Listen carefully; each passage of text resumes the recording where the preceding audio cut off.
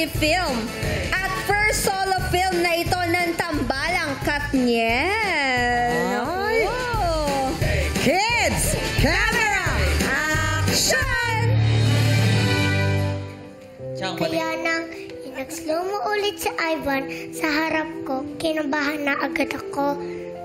Dahil wala naman akong slow-mo na masaya, naisip ko kung may malungkot na ba mangyayari. Pero yung moment na yon, iba ang naramdaman ko. Tumigil ang mundo. Wala ko iba nakikita. Siya lang ang best friend ko. Pachan! And cut!